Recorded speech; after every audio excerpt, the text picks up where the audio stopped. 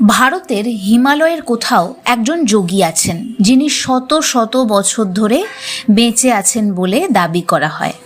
তিনি না তো রাজা, না সাধুদের মধ্যে প্রচলিত কোনো গুরু, তবু তার নাম শুনলেই কেঁপে ওঠে আধ্যাত্মিক জগৎ। মহাবতার বাবাজি। কেউ বলেন তিনি মৃত্যুকে জয় করেছেন, কেউ বলেন তিনি ঈশ্বরের দূত। কিন্তু প্রশ্ন হলো, তিনি আসলে কে? তিনি কি বাস্তব, না শুধুই একটি মিথ বা কল্পনা?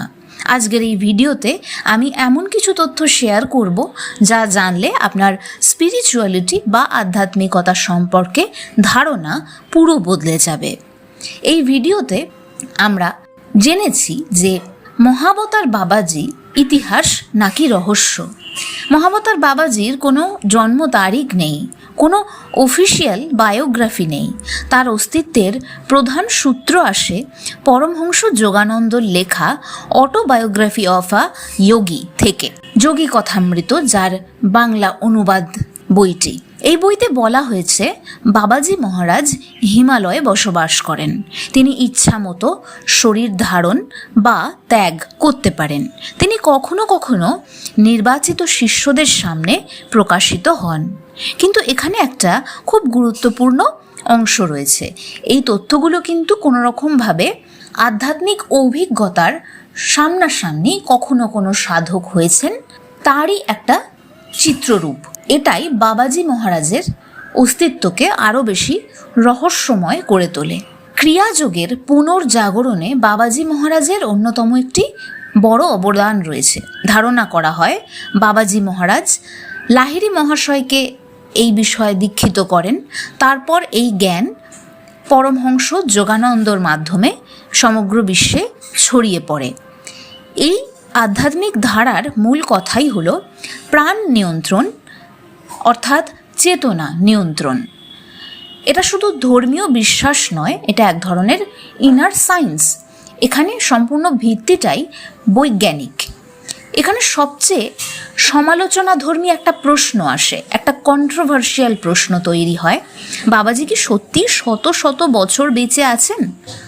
দুটো দৃষ্টিভঙ্গি এখানে আছে। এক আধ্যাত্মিক দৃষ্টিভঙ্গি কি বলছে, তারা বয়সের সাথে সাথে নিজেদের যে শারীরিক গঠন বা পরিবর্তন সেটাকে নিয়ন্ত্রণ করতে পারেন, আর সমগ্র যে জীবনযাপনের পদ্ধতি সেটা তারা নিজেরা নিয়ন্ত্রণ করতে পারেন বা বাবাজি মহারাজ নিজে নিয়ন্ত্রণ করতে পারেন।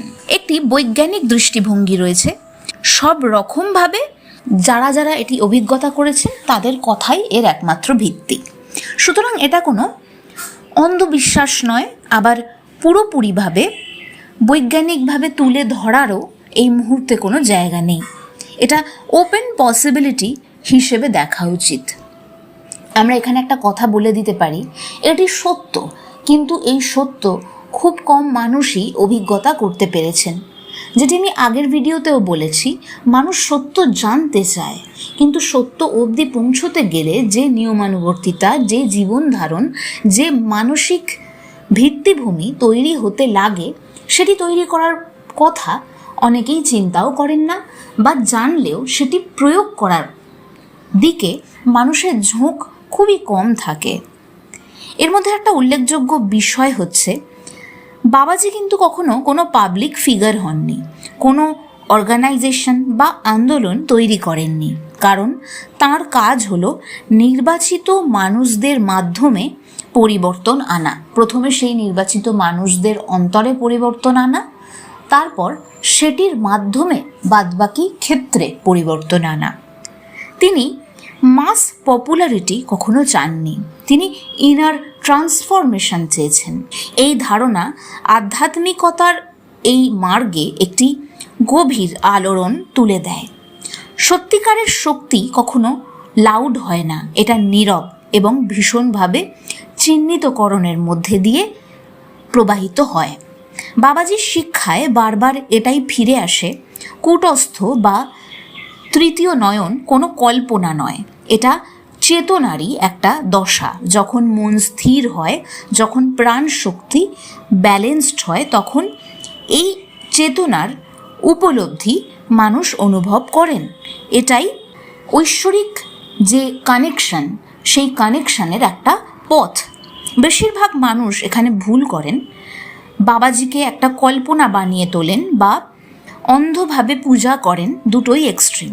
আসল কথা হলো তাকে ইন্সপিরেশন হিসেবে নেওয়া এবং আধ্যাত্মিক পথে নিজের মনোযোগকে আরও একাগ্র করার চেষ্টা করা। আসলে বাবাজি মহারাজ কোনো নির্দিষ্ট ফিগার নন, ইনি একটি ডাইরেকশন। সাধনার একটি মার্গে পৌঁছে তার উপস্থিতি সাধক অনুভব করতে পারেন। বাবাজি মহারাজ হয়তো সরাসরি আপনার সামনে এক্ষুনি আসবেন না, কিন্তু তার পথ আপনার ভেতরে অলরেডি আছে, আপনার শ্বাসে, আপনার মনোযোগে, আপনার চেতনায়। যেদিন আপনার নিজের ভেতরের সাইলেন্সে আপনি নিজে প্রবেশ করবেন, যেদিন আপনি আপনার চেতনাকে জাগ্রত করতে পারবেন, সেই দিনই বাবাজির উপস্থিতি আপনার অনুভব হবে। এটি অত্যন্ত উচ্চ স্তরের একটি আধ্যাত্মিক অনুভূতির অংশ। যদি আপনি সত্যি এই বিষয়ে আরও জানতে চান তাহলে আমাকে কমেন্টে লিখে জানান, আমি আরও জানতে চাই। এই ভিডিওটি সেভ করে রাখুন, কারণ আপনি হয়তো এটি এখন পুরোপুরি বুঝবেন না, কিন্তু এই কথাগুলো আপনার জীবনকে আরও পরিবর্তনের দিকে নিয়ে যাবে।